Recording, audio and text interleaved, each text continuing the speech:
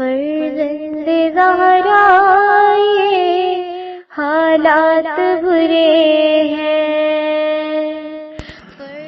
کاشانۂ بصیرت ایک ایسا مکمل یوٹیوب چینل جس پر محروم بصارت کے لیے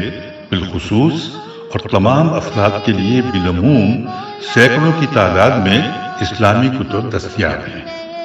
لہذا گزارش ہے کہ آپ اپنی ذمہ داری نبھاتے ہوئے کاشانۂ بصیرت کو سبسکرائب کرنے کے ساتھ ساتھ بیل آئیکن کو پریس کیجیے تاکہ آپ علم کے حصول کے ساتھ ساتھ مذہب اہل بیت کی اشاعت میں بھی اہم کردار ادا کرتے رہیں. کاشانۂ بصیرت. فرزند زہرا یہ حالات برے ہیں. بسم اللہ الرحمن الرحیم. السلام علیکم سامعین. کاشانۂ بصیرت کا یوٹیوب چینل اور جو کتاب ہم یہاں پر آج کل پڑھ رہے ہیں اس کا نام ہے کلام امیر المومنین علی علیہ السلام شرح نہج البلاغہ، اور یہ اس کی جلد 100 ہے اور ریڈنگ کا ہے پارٹ نمبر 14. ہم پڑھنے جا رہے ہیں خطبہ نمبر 72. آئیے باقاعدہ ریڈنگ کا آغاز کرتے ہیں پیج نمبر 169 سے. یہاں پہ لکھا ہے سب سے پہلے سند خطبہ پہلے پڑھ لیتے ہیں. سند خطبہ یہ ہے کہ اس خطبے کو بہت سے لوگوں نے نقل کیا ہے اور ان میں سے کچھ لوگ سید رضی سے بھی پہلے گزر چکے ہیں. یہ خطبہ کتاب صحیفہ الویہ میں ابن جوزی کے تذکرے میں اور المعالی بغدادی میں ابن قتیبہ کی کتاب غریب الحدیث میں اور الغارات ثقفی میں نقل ہوا ہے. اس کے علاوہ بعض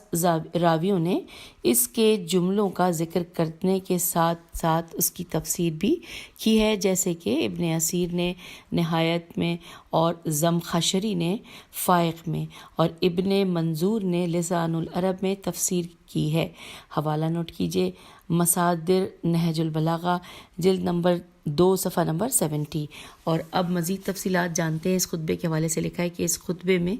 آپ علیہ السلام نے لوگوں کو نبی اکرم صلی اللہ علیہ وآلہ وسلم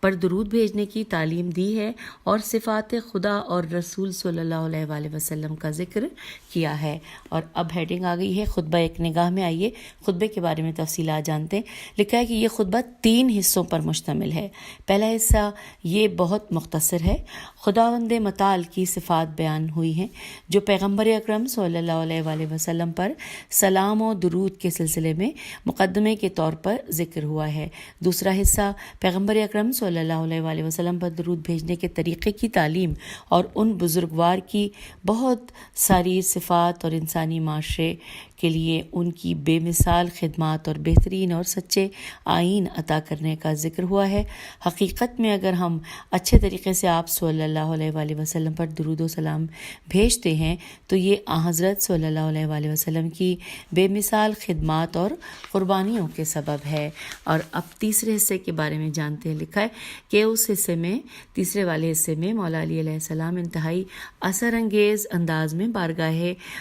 بارگاہ احدیت میں ختمی مرتبت صلی اللہ علیہ وآلہ وسلم کے بارے میں دعا و مناجات فرماتے ہیں اور ساتھ ہی دست بدعا ہوتے ہیں کہ ہمارا رابطہ ہمیشہ حضرت محمد مصطفیٰ صلی اللہ علیہ وآلہ وسلم سے استوار رہے اور ہم آپ صلی اللہ علیہ وآلہ وسلم کے زیر سایہ رہیں. اب آئیے سامعین یہاں پر پہلا حصہ آغاز ہو رہا ہے اور میں یہ بھی بتاتی چلوں کیونکہ اس خطبے کے 3 حصے ہیں تو ہم ایک نشست میں تو مکمل کرنا ہمارے لیے مشکل ہوگا. 2 نشستوں پہ تو بہرحال ہم نے اس کو مکمل کرنے کی کوشش کرنی ہی ہے اور اگر رہ گیا تو پھر ہم تیسری نشست کی طرف آگے سفر کریں گے. تو آئیے سب سے پہلے پڑھتے ہیں پہلا حصہ. اس میں لکھا ہے یہ ہے عربی میں ہے یہ اللہم دعاہیہ سے لے کر اور ختم ہو رہا ہے سعیدہا پر اور ترجمہ ہے کہ اے خدا،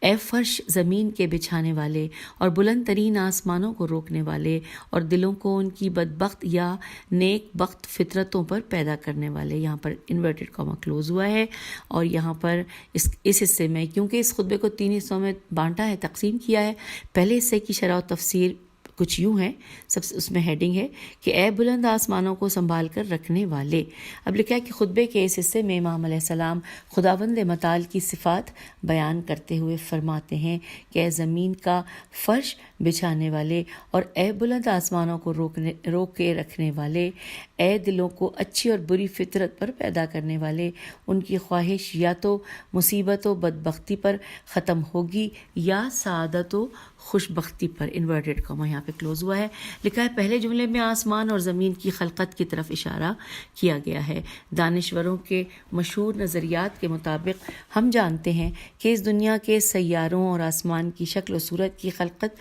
شروع میں ایک ٹیلے کی شکل میں تھی، پھر یہ کسی ضرورت یا نامعلوم وجوہات کی بنا پر الگ الگ ہو کر اطراف میں پھیل گئے اور ان کے پھیلاؤ میں آج بھی اضافہ ہو رہا ہے۔ زمین بھی شروع میں پانی کے نیچے چلی گئی تھی، اس کے بعد پانی آہستہ آہستہ گہری جگہوں، دروں اور بڑے بڑے زمینی کھڈوں میں بیٹھ گیا اور خشکی کے حصے پانی سے باہر نمودار ہونے لگے، اور زمانے کے گزرنے کے ساتھ ساتھ ان کے پھیلاؤ سے جہاں بڑھتا رہا، ان کے پھیلاؤ سے یہ جہان بڑھتا رہا، یہاں تک کہ دریاؤں اور خشکی کے حصے واضح طور پر روشن ہوتے چلے گئے، اور آج بھی آسمانی پتھروں کو جذب کرنے کے باعث زمین کے پھیلاؤ میں اضافہ ہو رہا ہے۔ پھر لکھا ہے کہ قرآن مجید میں اللہ تعالیٰ فرماتا ہے، سورہ زاریات آیت نمبر 47 اور 48، ترجمہ ہم پڑھ رہے ہیں انورٹڈ کاما، کہ اور ہم نے آسمانوں کو اپنے بلبوتے سے بنایا اور بے شک ہم میں سب قدرت ہے، اور زمین کو بھی ہم نے ہی بچھایا تو ہم کیسے اچھے بچھانے والے ہیں۔ انورٹڈ کاما کلوز ہو گیا۔ پھر اب یہاں پہ لکھا ہے کہ جو اس خطبے میں عربی کے الفاظ استعمال ہوئے، اس میں سے جو ورڈ دائم المسموکات یعنی دال الف عین میم، عین کے ساتھ زیر ہے اور میم پہ فتح ہے، اور المسموکات الف لام میم سین میم واو کاف الف تے۔ اچھا، اس کی تعبیر میں لکھا ہے اجرام سماوی کی حفاظت اور نگہداشت کی جانب اشارہ ہو سکتا ہے، جس میں تمام ثوابت و سیارگان اور کہکشائیں شامل ہیں جو ان کے آپس کی قوت جاذبہ، یعنی کہ بریکٹ میں لکھا ہے کہ کشش ثقل، جو کہ در حقیقت ایک غیر مرئی ستون کی طرح ہیں، ان کے وسیلے سے برقرار اور قائم رکھا گیا ہے۔ لکھا ہے یہ قوت جاذبہ ایک ایسی طاقت ہے جس نے ان سیاروں اور ستاروں کو اس طرح اپنی جگہ پر برقرار رکھا ہے کہ کروڑوں سال گزر جانے کے باوجود ان کے درمیانی فاصلوں میں کوئی تغیر پیدا نہیں ہوا ہے۔ قرآن مجید کہتا ہے، سورہ فاطر آیت نمبر 41 ترجمہ، کہ بے شک خدا ہی سارے آسمانوں اور زمین کو اپنی جگہ سے ہٹ جانے سے روکے ہوئے ہے، اور اگر فرض کرو کہ یہ اپنی جگہ سے ہٹ جائیں تو پھر اس کے سوا انہیں کوئی روک نہیں سکتا۔ بے شک وہ بڑا بردبار اور بڑا بخشنے والا ہے۔ انورٹڈ کاما یہاں پر کلوز ہو گئے۔ آگے چلتے ہیں۔ اب یہاں پہ خطبے کا اگلا ایک ورڈ جو کہ عربی میں ہے وہ لکھا ہے، میں ہجے کروں گی یا پڑھنے کی کوشش کرتی ہوں، وجابل القلوب، وجابل القلوب، کہ جملے سے مراد ایسے علوم الہی فطری اور فائدہ مند غرائز و رجحانات ہیں کہ جنہیں پروردگار عالم نے انسانوں کے اندر قرار دیا ہے۔ پھر لکھا ہے غرائز و رجحانات کے یہ علوم ایسے اسباب کی طرح ہیں کہ انسان مادی و معنوی راستوں کو طے کرنے کے طریقوں کو پہچاننے اور خداوند متعال کے بتائے ہوئے راستے پر چلنے کے لیے ان اسباب سے فائدہ اٹھاتے ہیں۔ اگر کوئی ان اسباب کے علاوہ کسی اور طریقے سے کوشش کرے گا تو یا وہ طریقہ بیکار ثابت ہوگا، اگر کارگر ہوا بھی تو اس کا اثر بہت کم ہوگا۔ لیکن یہ کوئی مذکورہ جملے کے بارے میں یوں کہے کہ خداوند متعال نے سعادت و شقاوت کو انسانوں کی ذاتی صفت قرار دیا ہے، یعنی کچھ لوگوں کا سعادت مند اور کچھ لوگوں کا ظالم و شقی ہونا ان کی ذاتی صفت ہے، جبکہ یہاں پر جملہ اپنا مفہوم یوں بیان نہیں کرتا، بلکہ کہتا ہے کہ خداوند متعال نے تمام انسانوں کو، چاہے وہ خوش بخت ہوں یا شقی ہوں، فطری طور پر کچھ ضروری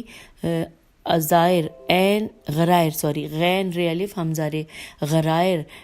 بھی ان کے ساتھ عنایت کیے ہیں۔ اب کچھ لوگ انہیں درست اور صحیح طور پر استعمال کر کے سعادت مندی کی منزلت پر پہنچ جاتے ہیں، اور کچھ لوگ ان سے غلط فائدہ اٹھا کر حقارت و قساوت اور بدبختی کے راستے پر چل پڑتے ہیں۔ اور اب یہاں پر ہم آگے چلتے ہیں مشہور حدیث کے مطابق کہ جس میں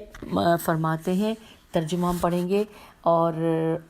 حوالہ بھی بتاؤں گی۔ ترجمہ ہے کہ ہر پیدا ہونے والا بچہ ماں کے شکم سے اسلام کی فطرت میں پیدا ہوتا ہے۔ یہاں پہ اس کے بعد یہ انورٹڈ کاما کلوز ہو گیا ہے، اور اس کی تفصیلات لکھی ہیں۔ حوالہ کہ اس حدیث کا مضمون کئی روایات میں آیا ہے۔ اس ضمن میں تقریباً 20 احادیث علامہ مجلسی نے بحار الانوار میں نقل کی ہیں۔ جلد نمبر 3 کتاب التوحید میں صفحہ نمبر 276 اور سے 281 یہاں پر یہ اس کے حوالہ جات تھے جو آپ تک پہنچائے۔ پھر لکھا ہے کہ اور اس کی اصلیت سے انکار کی وجہ غلط تعلیم و تربیت ہے، جس کے آغاز بعد میں ظاہر ہوتے ہیں، جس کے آثار بعد میں ظاہر ہوتے ہیں۔ اگر سعادت و شقاوت ذاتی ہو جاتے تو یہ بات اچھی طرح مفہوم ہے کہ ہر کوئی اسی راستے پر چلتے ہوئے آگے بڑھنے پر مجبور اور لاچار ہے۔ پھر پیغمبروں کا آنا، آسمانی کتابوں کا نازل ہونا، احکام الہی کے ذمہ داری و تکلیف اور ثواب و عطاب اور وہ تمام مسائل جو تعلیم و تربیت پر منحصر ہیں، اور ان کے علاوہ ان کے آثار و نتائج مکمل طور پر بے معنی ہو کر رہ جائیں گے۔ اس چیز کو نہ عقلی اور نہ شرعی طور پر قبول کیا جائے گا۔ قرآن مجید فرماتا ہے، سورہ دہر آیت نمبر 3 ترجمہ کہ ہم نے انسان کو صحیح راستے کی طرف ہدایت کر دی ہے، چاہے وہ اس کا شکر کر کے قبول کرے یا کفران نعمت کر کے اسے چھوڑ دے۔ دوسری جگہ فرماتا ہے سورہ شمس آیت نمبر 7 اور 8 ترجمہ پڑھتے ہیں، اور جان کی قسم اور جس نے اسے درست کیا پھر اس کی بدکاری اور پرہیزگاری کو اسے سمجھا دیا۔ انورٹڈ کاما کلوز ہو گیا۔ ساتھ ہی اس لائن میں لکھا ہے کہ اور نہیں بغیر اس کے کہ انسان کو جو کہ کسی امر سعادت یا شقاوت کو قبول کرنے پر مجبور کیا گیا ہو، اس بنا پر خدا بند متعال کے سامنے اور اپنی سوچ سمجھ کے حساب سے ان پر بہت بڑی ذمہ داری ہے۔ اور سامعین، اب ہم اس خطبے کا یعنی کہ خطبہ نمبر 72 کا دوسرا حصہ پڑھنے جا رہے ہیں۔ آغاز کریں گے، بتا دوں عربی میں کہاں سے کہاں تک ہے۔ یہ ہے اجعل شرائف صلواتک سے لے کر ختم ہو رہا ہے بالحق و رسولک الی الخلق۔ ترجمہ انورٹڈ کاما اپنی پاکیزہ ترین اور مسلسل بڑھنے والی برکات کو اپنے بندے اور رسول حضرت محمد صلی اللہ علیہ وآلہ وسلم پر قرار دے، جو سابق نبوتوں کے ختم کرنے والے، دل و دماغ کے بند دروازوں کو کھولنے والے، حق کے ذریعے حق کا اعلان کرنے والے، باطل کے جوش و خروش کو دفع کرنے والے اور گمراہیوں کے حملوں کے سر کچلنے والے تھے۔ جو بار جس طرح اس کے حوالے کیا گیا انہوں نے اٹھا لیا اور تیرے امر کے ساتھ قیام کیا، تیری مرضی کی راہ میں تیزی سے قدم بڑھاتے رہے، نہ آگے بڑھنے سے انکار کیا اور نہ ان کے ارادوں میں کمزوری آئی۔ تیری وحی کو محفوظ کیا، تیرے عہد کی حفاظت کی، تیرے حکم کے نفاذ کی راہ میں بڑھتے رہے، یہاں تک کہ روشنی کی جستجو کرنے والوں کے لیے آگ روشن کر دی اور گم کردہ راہ کے لیے راستہ واضح کر دیا۔ ان کے ذریعے دلوں نے فتنوں اور گناہوں میں غرق رہنے کے بعد بھی ہدایت پالی، اور انہوں نے راستہ دکھانے والے نشانات اور واضح احکام قائم کر دیے، اور تیرے امانت دار بندے، تیرے پوشیدہ علوم کے خزانہ دار، روز قیامت کے لیے تیرے گواہ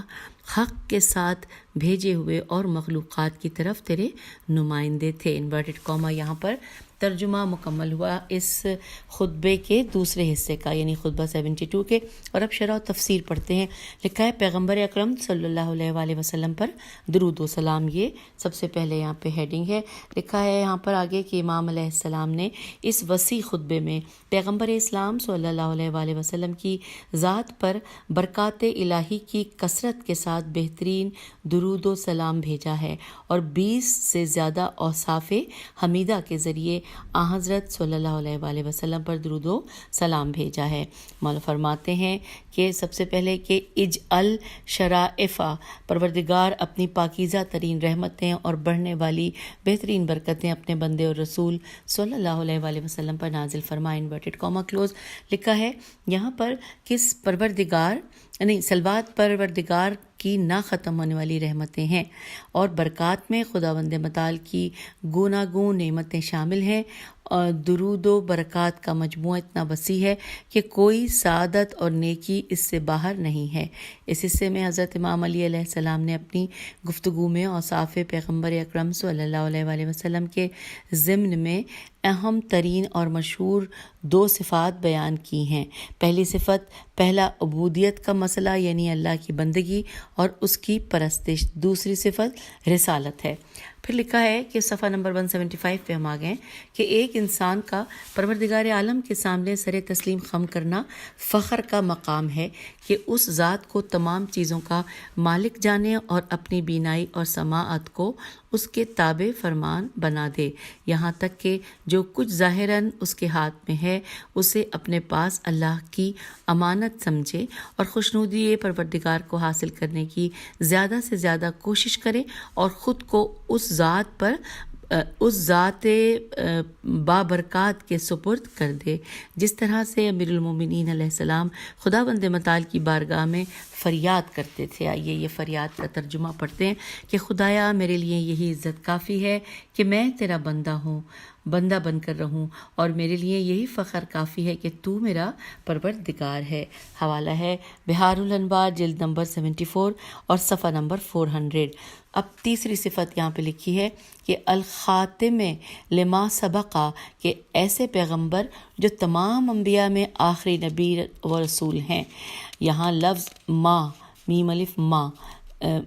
ذوی عقول یعنی صاحب عقل کے معنی میں ہے اور سابق انبیاء کی طرف اشارہ ہے، اور پیغمبر اکرم صلی اللہ علیہ وآلہ وسلم خاتم النبیین ہیں، اور اگر صاحبان عقل کے معنی میں نہ ہو تو پیغمبر اکرم صلی اللہ علیہ وآلہ وسلم کے ہاتھوں پچھلی شریعتوں کے خاتمے کی طرف اشارہ ہے۔ چوتھی اور پانچویں صفت پڑھتے ہیں ترجمہ کہ جس نے بند دروازوں کو کھولا اس نے حق کو حقیقت کے ذریعے روشن اور واضح کر دیا، انورٹڈ کاما یا کلوز ہو گیا۔ لکھا ہے کہ یہاں پر بند دروازوں اور الجھنوں سے مراد علم و دانش کے ابواب اور انسانوں کے پیچیدہ اخلاقی اور اجتماعی مسائل ہیں کہ جنہیں پیغمبر اکرم صلی اللہ علیہ وآلہ وسلم نے اپنے دین، آئین اور ہدایتوں کے ذریعے سے واقع کر دیے۔ پھر نیکسٹ پیراگراف میں لکھا ہے کہ حق کو حقیقت کے ساتھ واضح اور روشن کرنے کا مطلب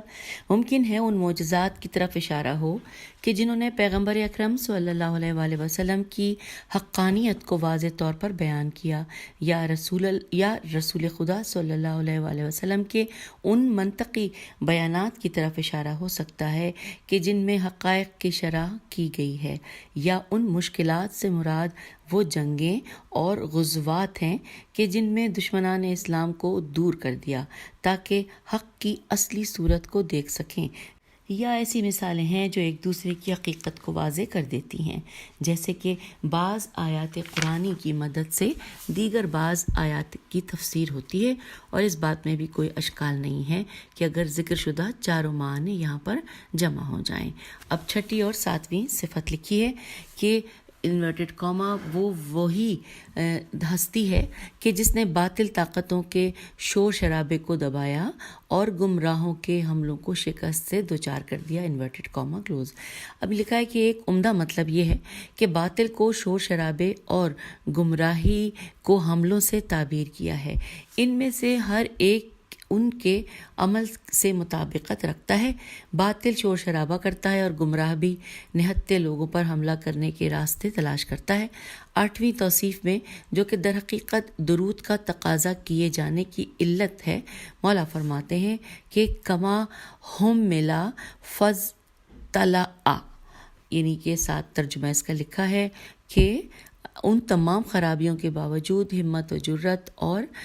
قدرت کے ساتھ رسالت کی بھاری ذمہ داری آپ کو آپ صلی اللہ علیہ وآلہ رسالت کی بھاری ذمہ داری کو آپ صلی اللہ علیہ وآلہ وسلم نے اپنے دوش پر اٹھایا، انورٹڈ کاما کلوز۔ یہاں پر کما، کاف میم الف کما سبب کے مقام پر ہے، سین بے کے مقام پر ہے، اور لے انہو کے معنی میں ہے۔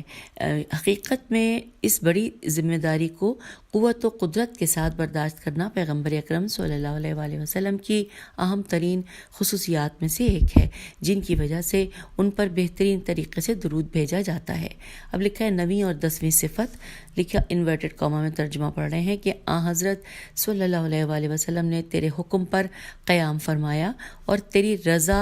رضا و خوشنودی کی راہ میں تیزی سے آگے بڑھتے رہے، انورٹڈ کاما یہاں پر کلوز ہو گیا۔ لکھا ہے حکم الہی کے اجرا کی راہ میں سر توڑ کوشش کرنے کی طرف اشارہ ہے، کیونکہ انسان جب کسی اہم اور ضروری کام کے لیے اٹھتا ہے تو وہ بڑے انہماک سے اور دیگر کاموں کو چھوڑ کر پہلے اس اہم کام کو نمٹانے کی کوشش کرتا ہے۔ ان دو مثالوں سے معلوم ہوتا ہے کہ حضرت صلی اللہ علیہ وآلہ وسلم نہ صرف فرمان الہی کی اطاعت کرتے تھے بلکہ ہر جگہ اس کی خوشنودی کے لیے حکم کے بغیر بھی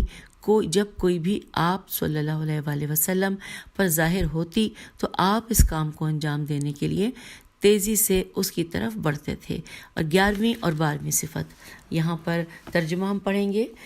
جو کہ غیر ناقل ان قدم ولا واہن فی احزم۔ لکھا ہے ترجمہ کہ جب وہ تیرے حکم کی بجاوری کے لیے قدم آگے بڑھاتے تھے تو کسی شک و شبے میں ہرگز نہیں پڑتے تھے، پیچھے کی طرف پلٹ کر نہیں دیکھتے تھے اور اپنے عزم و ارادے میں سستی کو نہیں آنے دیتے تھے۔ پھر لکھا ہے انورٹڈ کاما کلوز ہو گیا۔ اب لکھا ہے کہ بہت سے ایسے لوگ ہیں کہ جو اپنے ارادوں اور کام کے شروع میں شوق و ذوق سے محنت کرتے ہیں، لیکن تھوڑا سا کام کرنے کے بعد وہ سستی و کاہلی میں مبتلا ہو جاتے ہیں۔ انسان کے لیے ضروری ہے کہ وہ کبھی بھی کام میں شروع سے لے کر آخر تک جمع رہے اور پورا ہونے تک کام کو جاری رکھے، کہ وہ کسی بھی کام میں شروع سے لے کر آخر تک جمع رہے اور پورا ہونے تک کام کو جاری رکھے۔ تاریخ پیغمبر اکرم صلی اللہ علیہ وآلہ وسلم سے یہ معلوم ہوتا ہے کہ آپ صلی اللہ علیہ وآلہ وسلم دھمکیاں اور دھوکہ دینے والوں کے آگے کبھی نہیں جھکے، اور آپ صلی اللہ علیہ وآلہ وسلم نے راہ راست سے ہٹانے والی تمام پیشکشیں ٹھکرا دیں اور واضح طور پر فرمایا کہ اگر سورج کو میرے سامنے دائیں ہاتھ پر اور چاند کو میرے بائیں ہاتھ پر رکھ دیا جائے تب بھی میں اپنا کام چھوڑنے والا نہیں ہوں۔ اور یہاں پر اب ہم 13ویں اور 14ویں اور 15ویں صفت پڑھتے ہیں انورٹڈ کاما میں کہ اور یہ اس وقت کی بات ہے کہ تیری جانب سے وحی کا نزول شروع ہوا، انہوں نے اسے سمجھداری کے ساتھ لیا اور تیرے عہد کو پورا کیا اور تیرے حکم کو بجا لانے کے لیے قدرت و ہمت سے آگے بڑھے، انورٹڈ کاما کلوز ہو گیا۔ لکھا اس کے بعد امیر المومنین علیہ السلام کلام کو جاری رکھتے ہوئے پیغمبر اکرم صلی اللہ علیہ وآلہ وسلم کی فداکاریوں اور دین اسلام کی راہ میں سعی و کوشش کو ضمناً بیان فرماتے ہوئے آپ صلی اللہ علیہ وآلہ وسلم کے دوسرے اوصاف بیان کرتے ہیں۔ لکھا ہے 16ویں 17ویں اور 18ویں صفت، آئیے پڑھتے ہیں۔ ترجمہ لکھا ہے انورٹڈ کاما میں کہ آپ صلی اللہ علیہ وآلہ وسلم اس راہ پر اس طرح آگے بڑھے کہ طالبان حق کے دلوں میں شعلہ حق بھڑکا دیں اور ناآگاہ افراد کے لیے صراط حق کو روشن کر دیں۔ جو دل فتنوں اور گناہوں میں آلودہ تھے، آپ صلی اللہ علیہ وآلہ وسلم کے بابرکت وجود سے ہدایت پا گئے، انورٹڈ کاما کلوز ہو گیا۔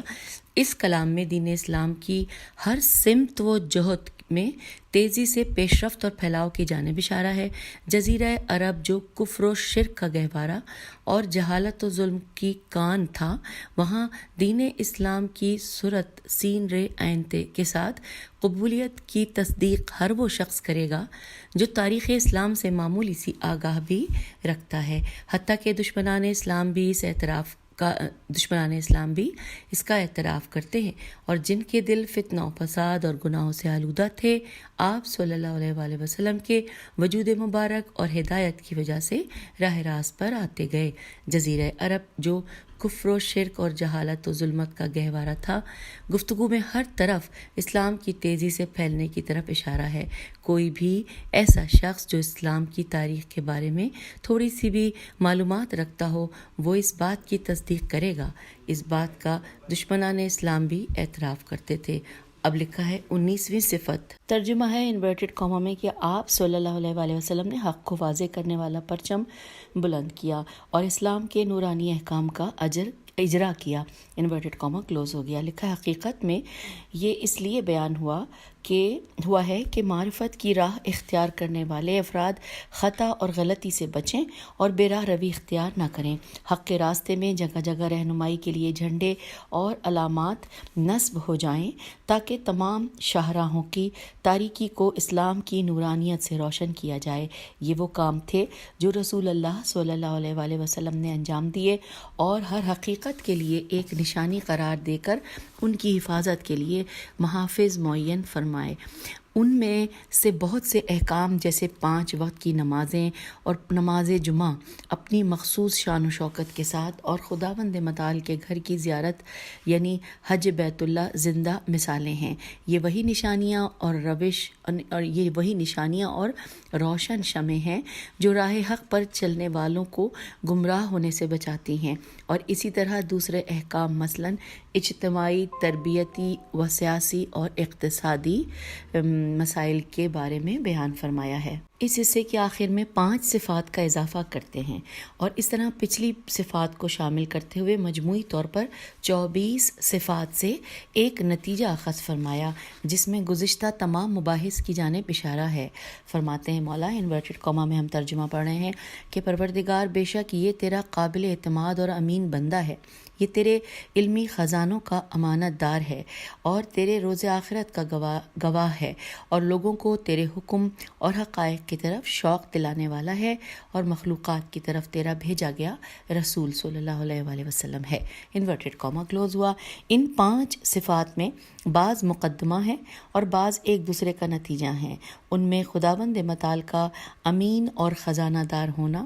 مخلوقات کی طرف بطور رسول بھیجے جانے کے لیے مقدمہ ہے، حق کے ساتھ مبعوث ہونا اور روز قیامت پر گواہ ہونا یہ رسالت کا نتیجہ ہے۔ اب لکھا ہے کہ امینوں کل معمونوں کی مثال حضرت صلی اللہ علیہ وآلہ وسلم کی بہترین امانت داری کے لیے حقیقت میں تاکید ہے۔ یہ آپ صلی اللہ علیہ وآلہ وسلم کی عظمت کی بلندی کی طرف اشارہ ہے جو نبوت کی اہم شرائط میں سے ہے، اور خداوند متعال کے علمی خزانوں کے خزانہ دار ہونے سے مراد پیغمبر اکرم صلی اللہ علیہ وآلہ وسلم کا پوشیدہ اور عیب کی باتوں سے